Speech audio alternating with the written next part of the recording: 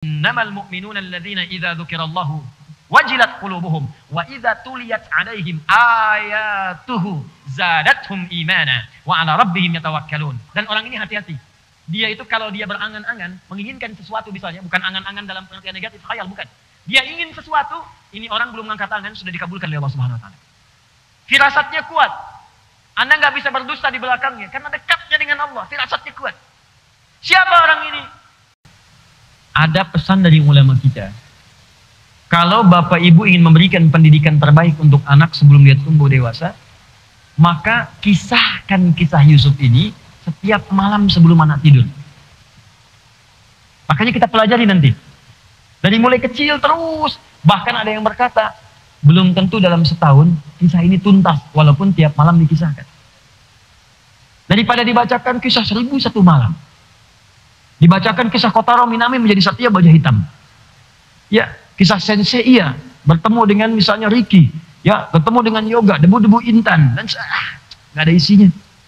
Kembalikan ke Al-Quran, nanti kita akan lihat. Ya, saya hafal tuh, saya hafal, saya lihat. Tapi apakah lihat? Enggak.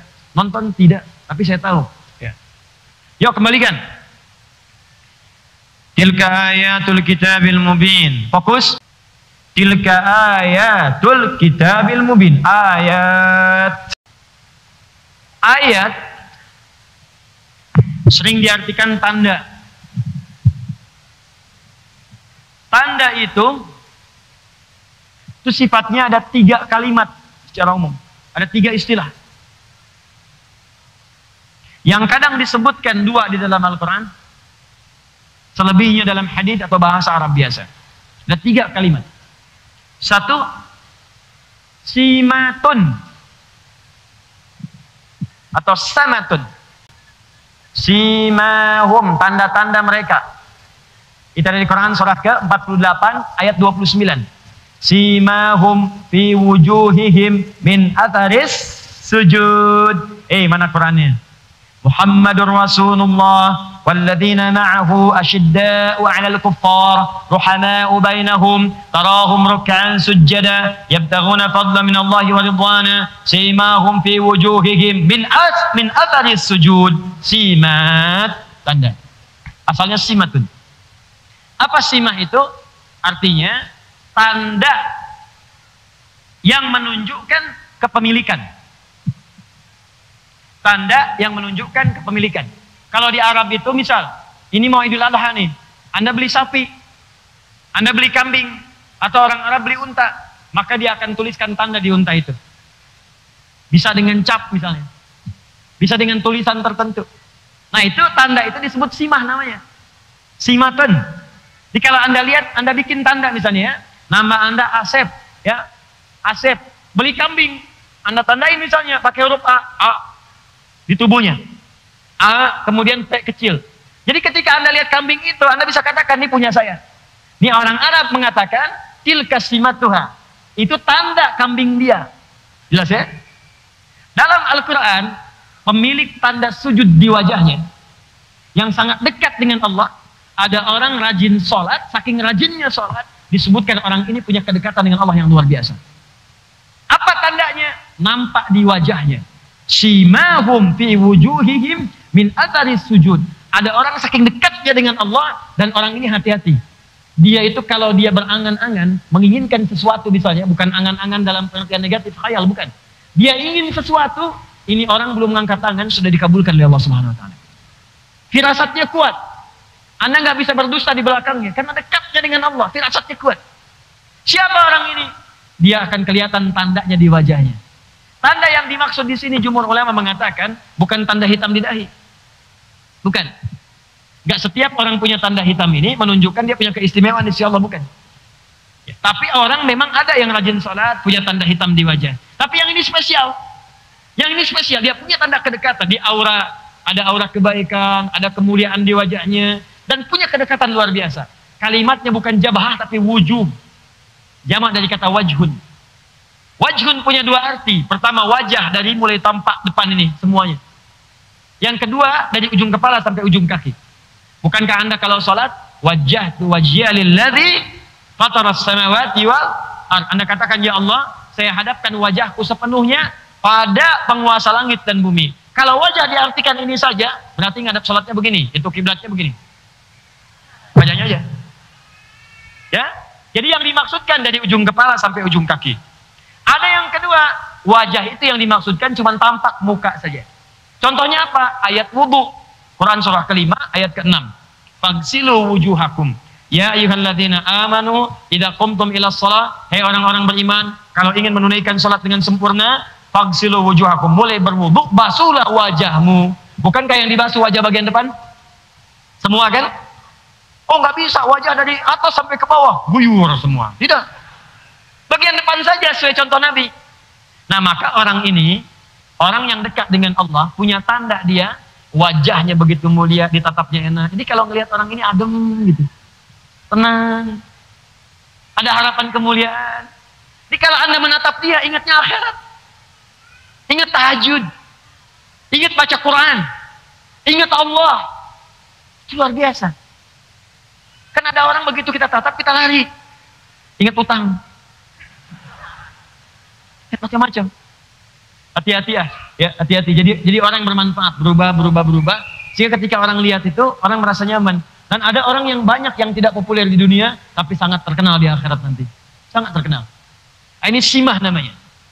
Dan tampaknya bukan di wajah saja, karena tangannya itu baik, kakinya baik, telinganya baik, lisannya baik. Jadi kemana-mana yang dia kerjakan kebaikan, nggak pernah singgah di satu tempat, kecuali tempat itu menjadi baik. Kecuali orang yang memang nggak pengen baik. Nabi itu orang baik. Setiap pindah tempat jadi baik. Di Mekah baik, ke Madinah baik. Kecuali orang yang nggak pengen baik. Abu Jahal itu dulunya berteman dengan Nabi, nggak pengen baik, jadi musuh. Abu Lahab, keluarga dekat Nabi, nggak pengen baik, jadi buruk nasibnya. Jelas ya? Itulah simatun. Itu yang pertama. Kedua, alamat. Ini sudah diserap ke dalam bahasa Indonesia menjadi alamat. Sudah jadi bahasa Indonesia. Kalau ada kata alamat, pelan-pelan. Itu berarti tanda yang mendekatkan pada suatu tempat atau tujuan. Awas ya, nanti ini kelihatannya sederhana nih, baru cuma satu kalimat, tapi nanti Anda akan temukan dan dalam maknanya. Simatun, simahum, wasmun adalah tanda yang menunjukkan kepemilikan. Alamatun, tanda yang mendekatkan seseorang kepada tempat atau tujuan. Karena itu ketika orang ingin berkunjung ke rumah Anda, supaya cepat sampai, supaya dekat, dia akan bertanya, di mana alamatnya Pak? Di mana alamatnya Bu? Anda ingin ke Masjid Al-Fathu, nggak bisa tanya teman, ketik Google, tuliskan alamatnya. Begitu Anda dapatkan alamatnya, cepat sampai ke tujuan. Tak tahu alamat, berputar-putar, berliku, berkelok, belum tentu sampai ke tujuan dengan benar. Itulah alamat. Tapi Allah tidak mengatakan tilka simatun, tilka alamatun. Awas. Tapi yang Allah firmankan tilka ayatul kitab. Ayatun, bahkan jamak bentuknya, bukan ayatun tapi ayatun. Ayatun jamak dari kata ayatun, berarti setiap tanda yang mendekatkan seseorang dengan Allah Subhanahu wa ta'ala. Saya ulang. Ayat adalah jamak dari kata ayah. Diserap ke dalam bahasa Indonesia ayah. Kenapa disebut ayah? Karena fungsi ayah membimbing anak supaya dekat dengan Allah. Itu bukan kalimat biasa. Supaya anak itu dekat dengan Allah. Makanya saat berumah tangga, Pak, saat berumah tangga, turun ayat rumah tangga, dibuka dengan kalimat ayat. Buka Quran surah ke-30 ayat 21. Silakan lihat. Quran surah Ar-Rum ayat 21. Ini saya bingung ini. Kalau orang mau nikah, surat itu ayat itu dituliskan tuh di surat undangan. Disuruh yang diundang baca, yang undang nggak baca. Wa min ayatihi an khalaqalakum min anfusikum azwaja litaskunu ilaiha wa ja'ala bainakum mawaddatan wa rahmah inna fi dzalika laayatil liqaumin yatafakkarun. Ayat. Kenapa disebut dengan ayat? Kenapa isi Al-Qur'an namanya ayat? Karena setiap kita baca Al-Qur'an, diri kita menjadi lebih dekat dengan Allah Subhanahu wa taala. Ayat adalah setiap tanda yang mendekatkan kita dengan Allah. Bapak, ibu, kenapa saat baca Quran merasa lebih dekat? Karena itulah kemudian isi Al-Quran disebut dengan ayat. Al-Baqarah berapa ayat? Ali Imran berapa ayat? An-Nisa berapa ayat? Turunlah Quran surah ke-8, ayat yang kedua. Innamal mu'minuna alladhina idza dzukirallahu wajilat qulubuhum wa idza tuliyat 'alaihim ayatuhu zadatuhum imana wa 'ala rabbihim yatawakkalun. Orang-orang beriman itu kalau disebutkan nama Allah ada getaran di jiwanya. Kan kalau dibacakan kepadanya ayat-ayat Allah, dibacakan Al-Quran, zadathum imana, maka ayat itu akan menambah keimanannya, wa 'ala rabbihim yatawakkalun, semakin dekat dengan Allah. Karena itu, kalau ada ayat Al-Quran dibuka dengan kata ayat langsung, wa min ayatihi, ayat pernikahan. Kenapa dibuka dengan kata ayat? Ingin memberikan pesan bahwa semua informasi yang disampaikan di ayat itu harus membuat diri Anda lebih dekat dengan Allah Subhanahu wa taala. Makanya sebelum Anda menikah dibacakan ayat tadi untuk memberikan penjelasan, hey, hakikat pernikahan itu kalian berumah tangga, ada suami, ada istri, supaya berpartner mendekat kepada Allah. Jangan sampai setelah menikah jadi jauh dari Allah. Aneh Bu, Pak, kalau belasan tahun berumah tangga, puluhan tahun, dengan rumah tangga itu menjadi belum dekat dengan Allah, malah semakin jauh. Itu artinya ada yang salah dengan rumah tangganya. Ada yang salah. Coba lihat, yang tadinya makmum, sholatnya sendirian munfarid, dikirimkan makmum seumur hidupnya jadi imam, Pak. Antum diupdate statusnya. Biasanya kan jarang jadi imam. Ke masjid belum tentu jadi imam. Makmum kadang-kadang. Silakan cek. Sholatnya sering sendirian. Bukankah sholat sendirian pahalanya cuma satu? Nilainya 10. Satu nilainya 10. Quran surah 6 ayat 160. Man jaa bil hasanati falahu asyru amsalihha. Siapa yang mengerjakan satu kebaikan nilainya 10. Sholat disebut hasanah. Quran surah 11 ayat 114.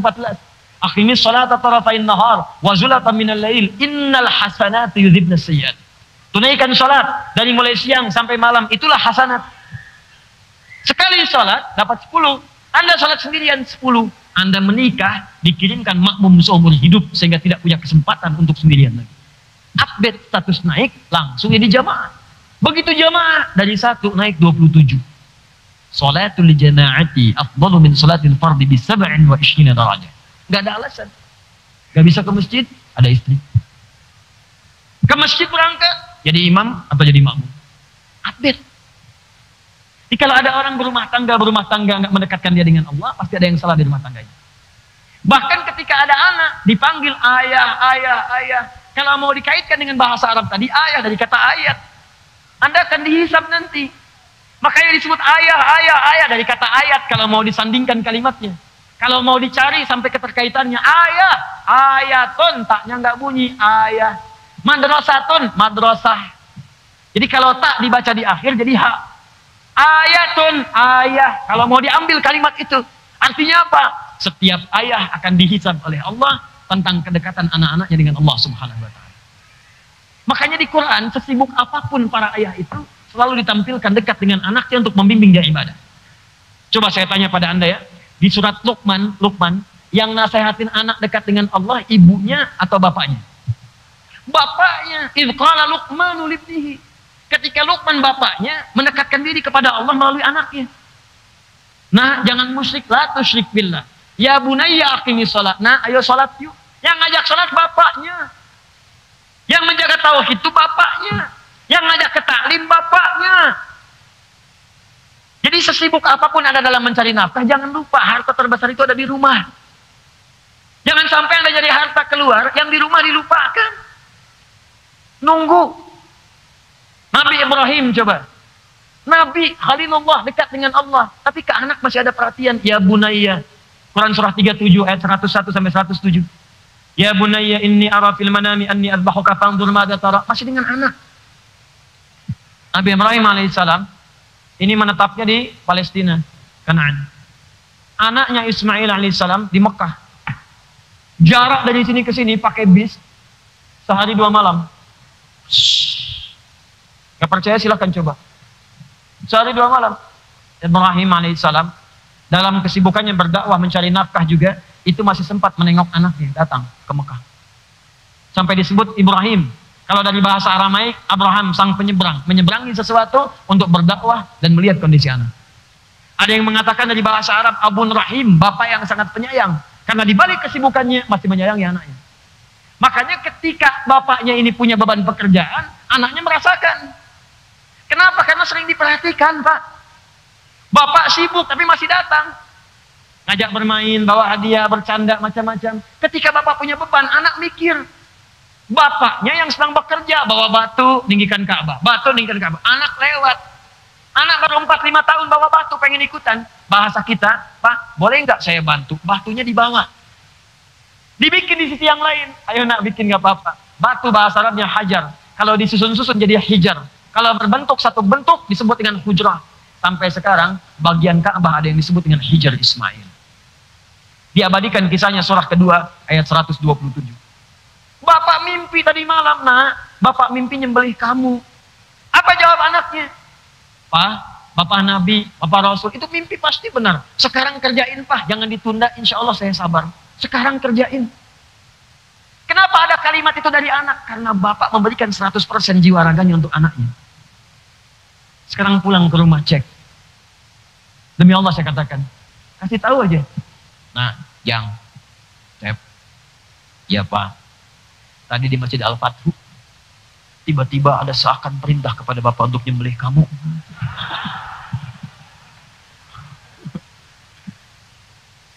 Bagaimana pendapat Ananda? Wah, Pak, sesat itu, Pak, sesat. Bid'ah. Lari dia. Atau jangan yang tinggi-tinggi lah. Ibu sedang nyapu, kelihatan anak dibantu enggak? Kan ibu yang ngandung dia. Ibu yang memberikan ASI-nya. Ibu yang kadang-kadang menangis untuk merawatnya. Tapi begitu ibu cuma pegang sapu, dibantu enggak? Jangan-jangan ibu yang nyapu, dia yang perintahin, Bu. Mah, nu paling dia itu acan. Ini masih kotor. Antum yang isi bensin, anak yang pakai. Antum yang nyuci, dia yang pakai. Kalau terjadi begitu, jangan dimarahin dulu. Tanyakan pada pribadi, apa yang telah saya lakukan di masa lalu sehingga dia tidak mengenal saya sekarang. Itu manhaj, teman-teman sekalian. Itu manhaj. Itu indah. Makanya bahasa Al-Qur'annya menggunakan kata ayat, ayah.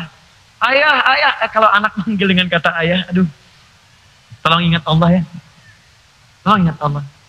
Ayah, ayah, ayah. Langsung ingat, ya Allah, udah dekat belum anak saya dengan Allah. Ingat. Saya nggak mau sambungkan dengan bahasa-bahasa lain. Ustaz itu nggak ada kaitannya, terserah, itu terserah Anda. Saya hanya menerangkan apa yang saya pahami. Kalau itu Anda praktekkan, terjaga diri Anda. Ku anfusakum wa ahlikum nara. Jaga diri Anda dan keluarga dari neraka. Jaga betul. Pahami. Jadi kalau itu Anda paham dengan baik, setiap dipanggil ayah, bisa menetes air mata Anda. Kenapa? Bukan cuma bangga anak manggil, tapi Anda pun merasakan dihisap saya di lewat anak ini. Akan dihisap saya. Akan dihisap. Dan mereka juga ternyata menunggu, Pak. Saya seringkali bercerita bagaimana, ini anak saya saja dari kecil-kecil, itu nunggu, Pak. Pengen bertemu bapaknya. Dan demi Allah saya katakan sampai sekarang, gak pernah mereka serius yang manggil Ustadz. Tidak. Syekh, gak ada. Mereka rindu ayahnya. Nunggu di rumah, kadang saya pulang malam, Pak. Itu anak saya yang pertama, usia 3 tahun. Dia udah tahu bapaknya pulang malam. Dia sengaja tidur siang, supaya malam bangun. Nunggu saya depan pintu, saya masuk dibuka sama dia. Buya! Manggilnya Buya, bukan Ustadz. Ustadz! Enggak. Dia pengen ayahnya. Apa setelah itu? Main bola yuk. Bayangkan, anak 3 tahun, jam 9, nunggu depan pintu. Anak 3 tahun kan paling tidur jam 8, setengah 8. Jam 9, nunggu depan pintu. Buya, main bola yuk. Ya main bola kita, Pak. Main bola. Udah selesai, apakah tuntas? Belum. Ya, kuda-kudaan, jadi kuda. Dia naik. Tapi ada kenikmatan gitu, lelah. Lihat wajah-wajah jamaah yang punya masalah misalnya. Lihat kertas-kertas pertanyaan. Hilang semua tuh. Semangat lagi. Udah dia tidur, udah. Kita mandikan, malam kita lap, sudah dia wudhu tidur. Kita doakan, kita tatap, ya Allah ke surga gak dengan kamu nanti. Kita berdoa lagi. Setelah itu kita buka-buka lagi, ada pertanyaan apa hari ini. Setelah itu evaluasi, saya salah apa di hari ini. Baru istighfar, baru tidur. Tapi belum tuntas. Ibunya bilang, nah, Buya itu pulang masih capek, masih berdakwah. Kalau besok mau main, jangan langsung main ya. Biar istirahat dulu. Pijitin dulu sama kakak, diajarin tuh. Besoknya nunggu depan pintu, nunggu lagi. Apa kalimat pertamanya? Buya. Capek ya? Sini kakak pijitin. Tarik tangan saya. Sini ya, dorong ke kamar. Tidur. Pijitin mandi. Belum 5 detik.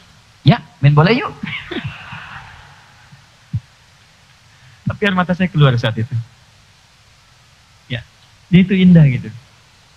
Kenapa ketika Anda tidak dipanggil dengan kalimat itu ayah, boleh mungkin jadi papa, jadi papi, pipi atau yang lain, silahkan. Abi, buya, abati, silahkan. Tapi ingat, setiap panggilan itu akan dimintai pertanggungjawaban di hadapan Allah Subhanahu wa Ta'ala.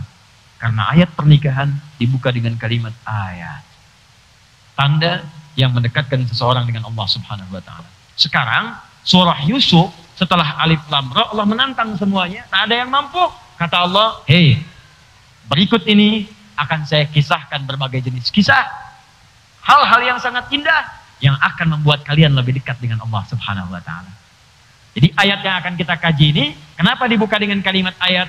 Allah ingin memberi pesan kepada kita bahwa nanti di balik kisah yang akan kita baca ini, ayat yang akan kita pahami ini, semua tahapan-tahapan setiap hurufnya, kalimatnya akan membuat diri kita lebih dekat dengan Allah Subhanahu wa Ta'ala.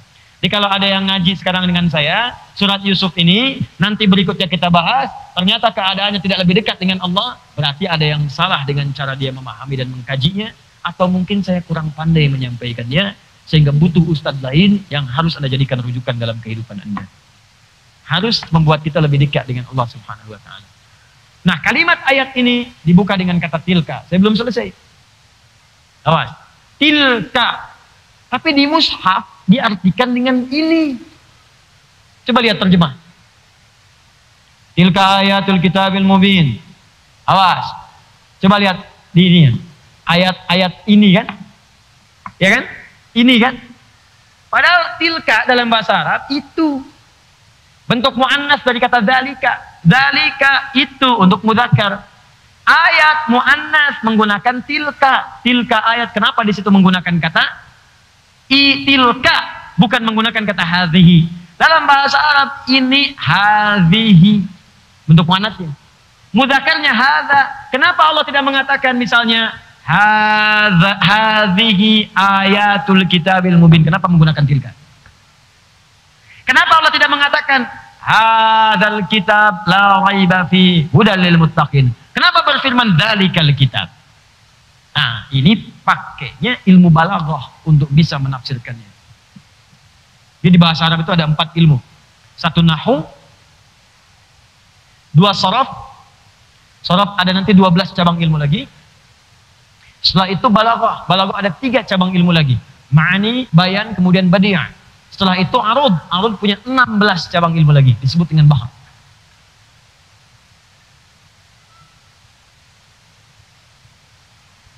Fokus. Tilka.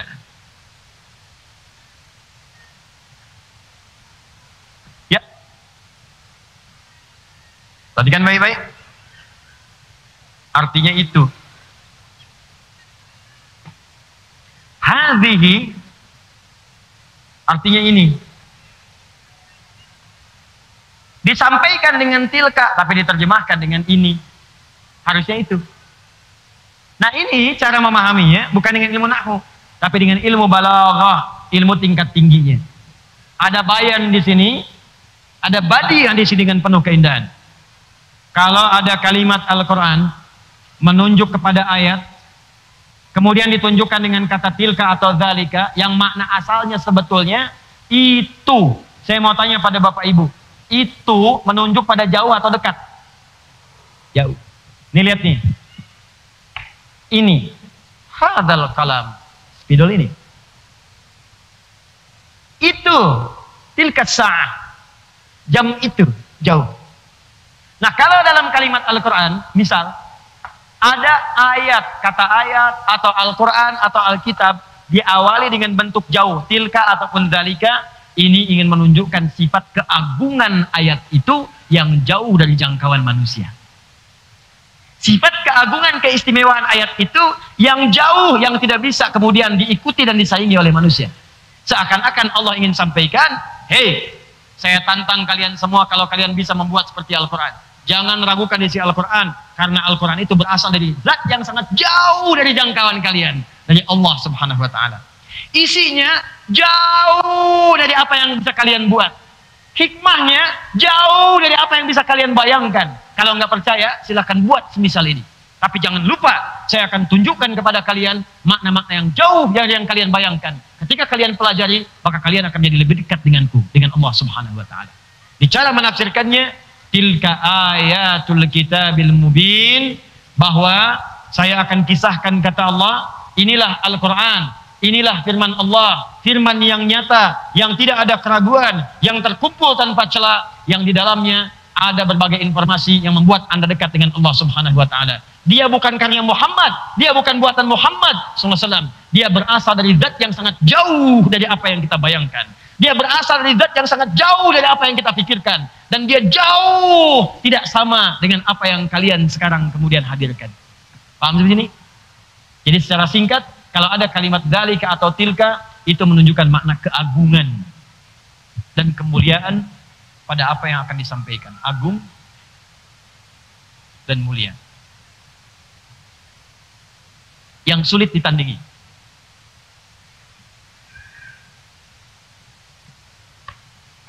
Alif lam ra tilka ayat. Setelah itu Alkitab.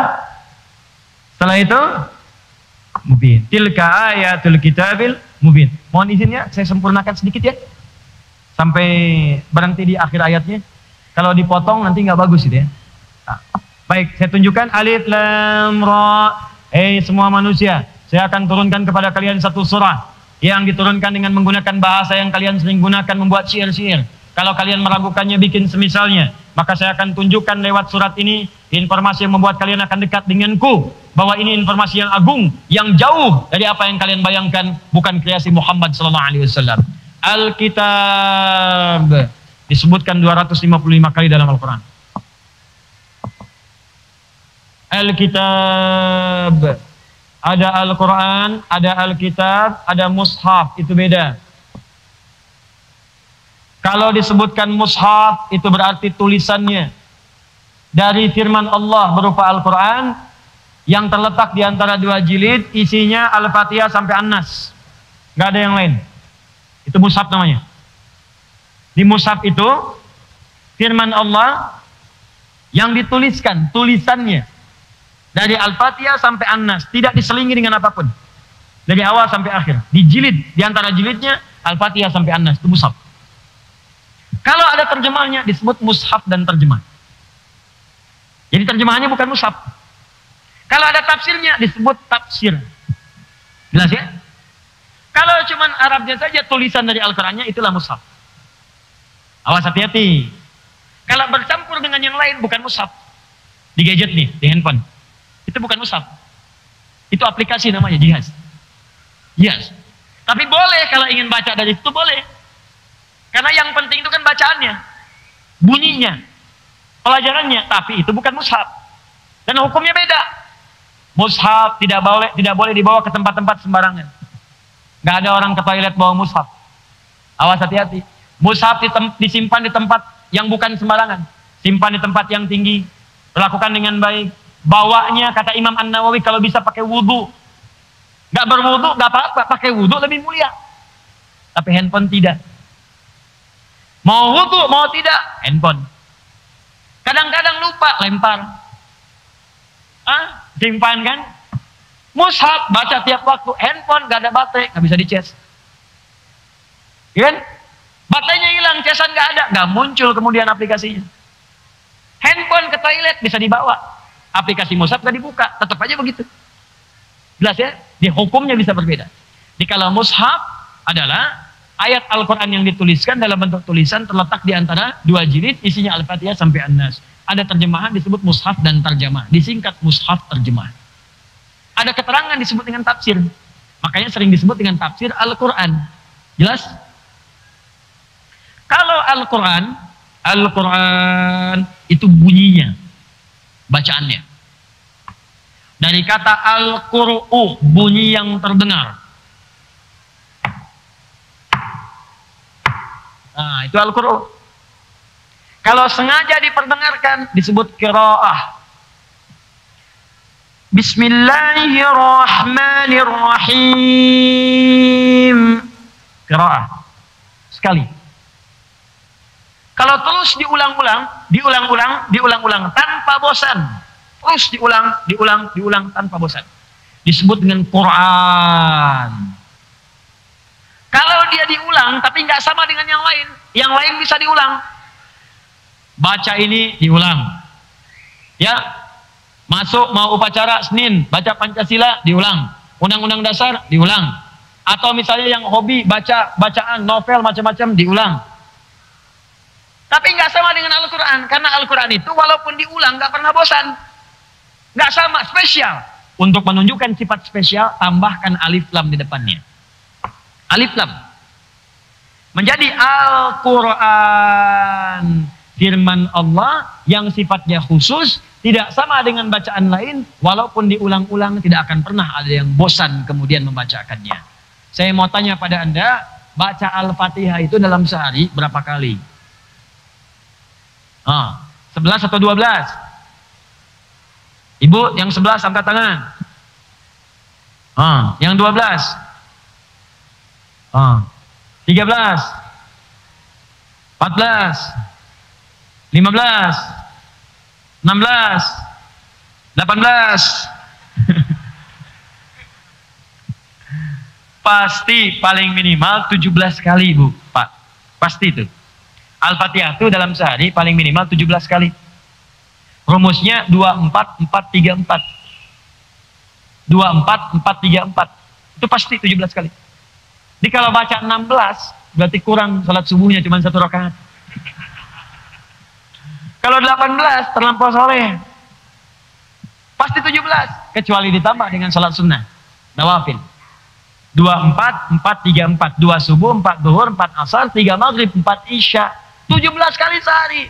Pernah enggak ada yang merasa bosan baca itu? Enggak ada. Pernah enggak ada yang merasa pusing baca Al-Fatihah? Never. Tidak ada. Dan yang paling dahsyat, dibacanya tiap hari. Coba bayangkan ya, ada yang lahir udah muslim nih. Sampai sekarang muslim, usia misalnya 60 tahun. Dia mulai balik kalau dia laki-laki misal 13 tahun. Dari 13 tahun sampai 60 tahun, udah berapa tahun tuh? Nah, cepat, 57 tahun. 57 tahun, tiap hari baca Al-Fatihah, 17 kali. Setahun kan 365 hari. Berarti 17 kali 365 dikalikan 57. Pertanyaan saya, pernah nggak sakit kepala? Pernah nggak pusing? Pernah nggak berobat ke klinik? Pernah nggak ke rumah sakit? Ada yang terkena stroke karena kebanyakan baca Al-Fatihah? Nggak ada. Tuh. Nggak ada. Ini kalau bukan firman Allah, mustahil Bapak dan Ibu. Mustahil. Coba baca karya manusia. Silahkan taruh misalnya majalah sehebat apapun. Novel sebagus apapun. Baca 17 kali sehari. Besoknya dirawat di rumah sakit. Silahkan kalau nggak percaya. Baca. 17 kali sehari. Jadi karya manusia tuh begitu. Kalau bukan firman Allah, ini mustahil begini. Coba tunjukkan pada saya, dengan cara apa lagi membuktikan Islam itu benar. Jadi kalau ada yang keluar dari Islam, keterlaluan. Mau nyari apa lagi? Orang mencari-cari. Silakan bandingkan dengan apapun karya manusia. Atau kitab yang dianggap misalnya sebagai kitab suci. Bandingkan, baca 17 kali sehari.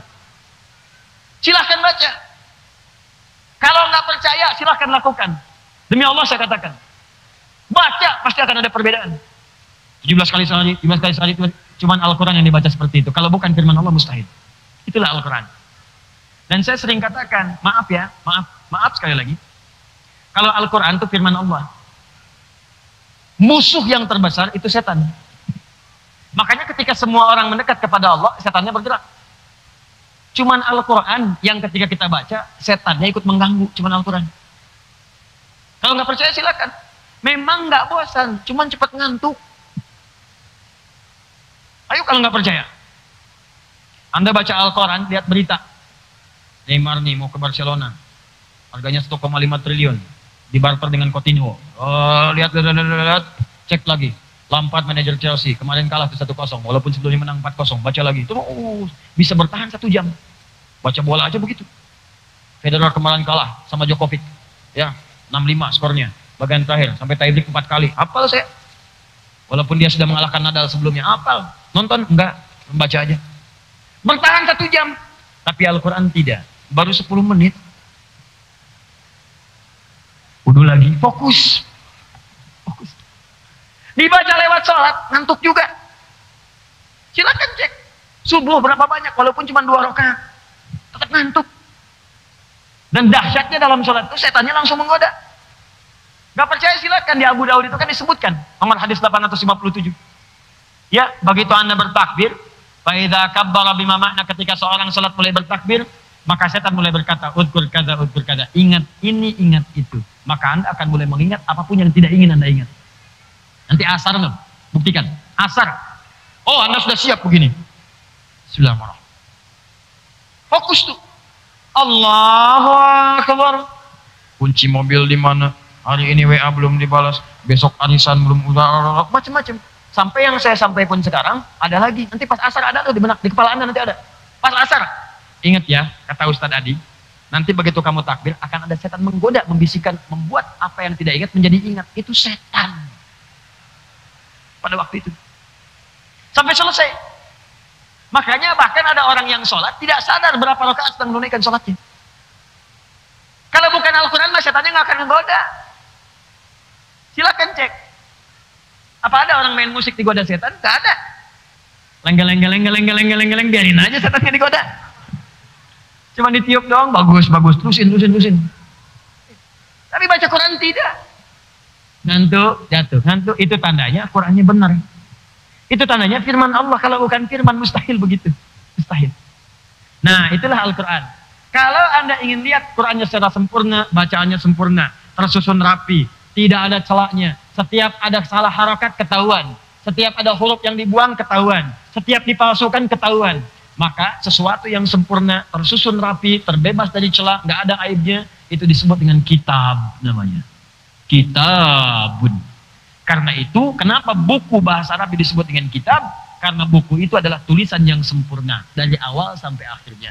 Kalaupun ada yang salah harus dikoreksi. Dan Al-Quran kenapa disebut dengan kitab?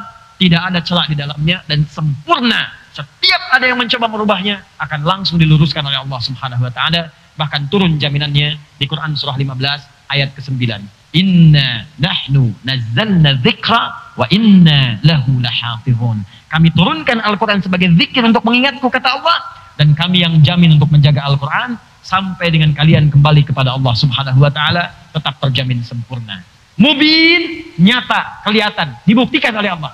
Kalau nggak percaya, mubin, nyata. Silahkan Anda cek Al-Quran. Setiap Anda baca, ada kekeliruan, dibuktikan langsung oleh Allah. Salah. Ada yang memalsukan, ketahuan, salah. Ada yang bikin tandingan, ketahuan, salah. Mubin, nyata kebenarannya. Jadi Allah ingin menyampaikan ketika dirangkai kalimatnya, tilka ayatul kitabil mubin. Allah ingin menyampaikan, hei, saya akan kisahkan kepada kalian berbagai informasi di surah ini yang akan membuat kalian lebih dekat dengan saya. Ini sumbernya dari saya, jauh dari apa yang kalian bayangkan. Bukan rekayasa Muhammad, bukan buatan Muhammad SAW. Kisahnya, informasinya tersusun dengan rapi, sempurna dan nyata. Kalau kalian tidak percaya, kalian nanti bisa baca setelahnya, kalian dapatkan apa yang aku janjikan sekarang, apa yang aku sampaikan sekarang akan nyata, nampak di kisah ini tersusun dengan sempurna dari awal sampai akhirnya. Itulah alif lam ra tilka ayatul kitabil mubin. Lalu kita bertanya, penasaran kita, apa sih kisahnya? Seperti apa sih informasinya? Benar nggak bisa membuat kita dekat dengan Allah? Betul nggak bisa merubah kita semua? Apakah kisah yang dimaksudkan? Seperti apa informasinya? Itu yang kita bahas di pertemuan berikutnya nanti. Insya Allah. Baru bicara nahnu naqussu 'alaika ahsanal qasas dengan seterusnya ayat sampai akhir ayatnya. Ini adalah muqaddimah pembuka dari surah Yusuf. Insya Allah kita berjumpa di pertemuan berikutnya untuk membahas lebih dalam lagi. Mungkin waktunya lebih fleksibel ya. Bisa jadi nanti ngajinya pagi misalnya. Tapi bulan depan insya Allah saya akan bawakan kitab tafsir. Mungkin nanti sebagai perbandingan atau nanti pedoman supaya teman-teman bisa baca-baca. dari apa yang telah kita pelajari atau akan kita pelajari di pertemuan-pertemuan berikutnya insyaallah. Demikian saya kira yang saya sampaikan. Izin menyampaikan informasi terlebih dahulu. 1. Bulan depan akan dimulai kelas karantina untuk metode at-taisir, hafal 30 juz dalam 30 hari insyaallah. Ikhwan ataupun akhwat, bagi yang Anda ingin tergabung, ini nggak ada batas usia. Ya, usia besar, kecil, tua, muda, laki-laki, perempuan, insyaallah ada tempatnya. Dipisahkan, perempuan rumah khusus, laki-laki rumah khusus berbeda. 30 hari tempatnya. Sementara ini di Bekasi, nanti insya Allah menyusul ada di Lampung, menyusul juga ada di Sulawesi, juga insya Allah ada di Bandung. Nanti teman-teman, Anda kalau sudah terdaftar tinggal ditunggu kapan bagiannya, di situ nanti akan masuk, langsung juga akan saya bimbing, juga dengan tim-tim yang lainnya. 1. Yang kedua, pekan depan akan ada utusan dari Sudan datang, 2 orang. 2 orang ini, insya Allah akan membawa berkas mahasiswa yang dulu telah saya seleksi se-Indonesia, ada 25 orang untuk kuliah ke Sudan. Saya sampaikan dari sekarang, siap-siap sepekan atau 2 pekan setelah Idul Adha, yang sudah dinyatakan lulus, insya Allah akan kami kirim insya Allah ke Sudan untuk berangkat. Dan mereka akan membawa kuota baru 15 orang, tapi khusus untuk penghafal Quran 30 juz. Akan diberikan beasiswa di Jamiatul Quran, Universitas Al-Quran yang terletak di Sudan. Ya. Itu nanti insya Allah pekan depan akan datang, nanti saya akan sampaikan informasinya. Terakhir, yang ketiga, pekan depan pula saya akan membuka seleksi penerimaan khusus program PKU, ya, Pendidikan Kadar Ulama. Itu saya didik langsung, ini angkatan ketiga. Itu langsung saya didik, saya tempatkan di tempat tinggal kami nanti di Bekasi. Kami yang biayai selama tinggal, akomodasinya, selama setahun akan saya didik. Nanti setelah itu akan disampaikan untuk kuliah di luar, untuk mempertajam ilmunya. Pekan depan saya akan buka penerimaannya, syarat ketentuannya ada. Nanti silahkan kalau Anda misalnya masuk ke bagiannya, mungkin nanti akan dibuka. Barangkali nanti ada kelas akhwat dengan pembimbing tertentu. Mungkin nanti kita akan lihat. Ya, kalau memang ada kemudahan-kemudahannya. Dan ini alhamdulillah sebagiannya sudah kerjasama, secara lisan sudah bicara, dengan Al-Azhar sudah, dengan Sudan sudah, dengan beberapa kampus yang lain sudah, dan insya Allah mudah-mudahan akan dibimbing langsung juga oleh masyayikh-masyayikh yang lain yang hadir bersama kita. Mudah-mudahan menghasilkan kualitas ulama yang bisa pulang mengajar kembali daerahnya masing-masing insyaallah. Saya kira itu, semoga Allah menerima ikhtiar kita dan semoga diwafatkan husnul khatimah sampai dengan kembali kepada Allah Subhanahu wa taala. Allahumma rabbana taqabbal minna innaka antas samiul alim wa tub 'alaina innaka antat tawwabur rahim. Allahumma 'allimna ma yanfa'una, 'allimna ma jahilna wa wafaqna fima ta'allamna lin'amala biha ya arhamar rahimin. Allahumma ij'alna min ahli al-Qur'an واجعل القرآن لنا يا الله صحيبا لنا في الدنيا وشفيعا لنا في الآخرة يا رب العالمين. اللهم زين أخلاقنا بزينة القرآن وزين حياتنا بحياة القرآن واجعلنا يا الله واجعلنا يا الله من عبادك الصالحين مع الذين أنعمت عليهم من النبيين والصديقين والشهداء والصالحين وحسن أولئك رفيقا. اللهم ربنا آتنا في الدنيا حسنة وفي الآخرة حسنة وقنا عذاب النار بفضلك سبحان ربك رب العزة عما يصفون وسلام على المرسلين وآخر دعوانا أن الحمد لله رب العالمين. سبحانك اللهم وبحمدك أشهد أن لا إله إلا أنت أستغفرك ونتوب إليك.